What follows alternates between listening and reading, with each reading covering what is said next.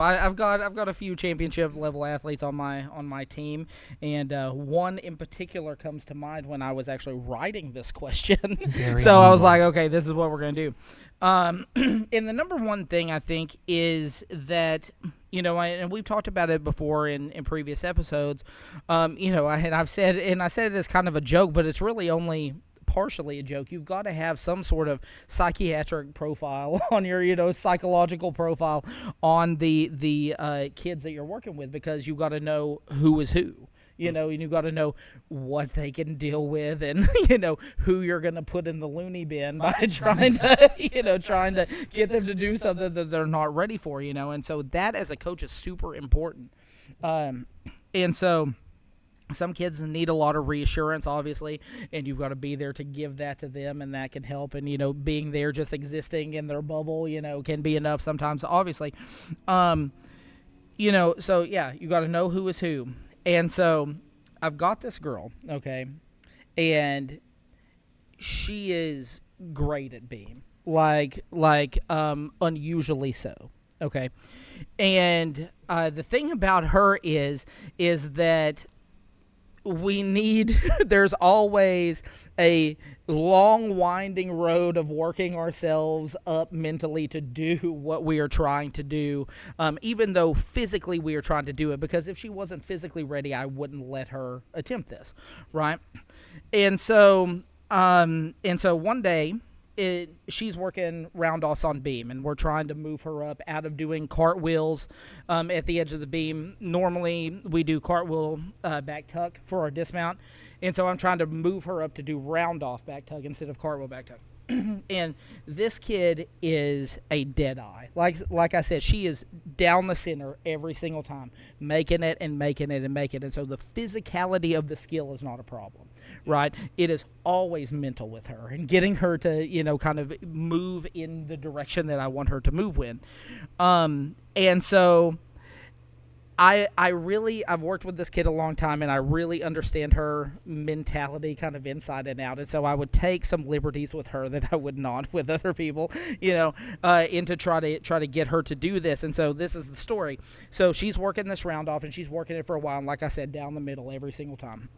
And so we get to, and so I work it up, and, we're doing it on the floor, then we're doing it on the low beam, then we're doing all of that. We work her up to being on the high beam, and the way that I do this is, so I don't, again, put them in the loony bin. I put them on the high beam when they're ready to do that, and then I stack 2 regular-sized panel mats at the side of each side of the beam. And so, it's like the beam sticks out like that much on top of the panel mat. So you're trying to hit the beam, but if you don't, there won't be a catastrophic failure. And maybe you can, kind of get through this. And so we're doing that. Well, one day she's, like I said, physically ready to do it. But one day, one of her teammates needs those mats. Or a couple of the mats, and so they're still the bottom mat, so she's not going to hit the floor. If she misses, she'll just go on the mat, and it'll be a little ways down, but not too bad. So her teammate gets the mat, and she takes them away, and she's like, and so the girl that I'm working with goes, oh, well, I'm done, right? She took my mats, and I was like, no. And so here's the important part. I go, no. You're not done. Why don't you just get up there and do a couple more? And so here's the thing. When you're going to do this type of thing, you have to pass this off as this is a completely normal request. If you can't be like, oh, let's see if she can do it. You have to be like, no, I got to hop up there. You can do it. You're ready to do it. No problem. And so I see her up there, and then I kind of walk away.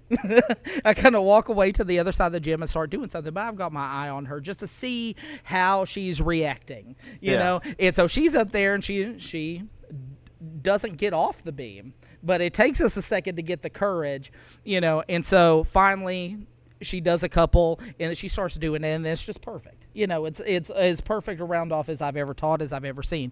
And so that happens, and so we move on about a week. okay, after that. And I'm like, okay, I'm going to take that win. And I talk about stacking wins, and it's like, I'm going to take that win, I'm going to put it in my pocket for next time, okay? And then we're going to do something a little bit more outrageous. And so the next time I'm working with another gymnast, and she comes up to me and she goes, hey, I need you. And normally I'm a very nice, benevolent dictator, as Mr. Cronin said. And, I will go get the mats, and I'll set this whole drill up for her. But this time, I'm like, no, we're going to ramp this up a notch. And I was like, hey, I don't have time to set this up for you. Will you drag these mats across the gym? Because I knew that she wouldn't.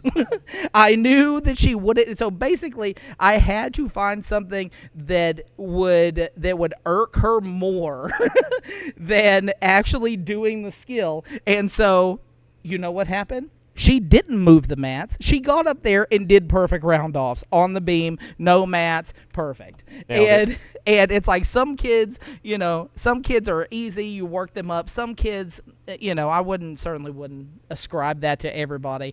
But she hops up there and starts making it, and now she's making it no problem. And so sometimes you have to be a little creative.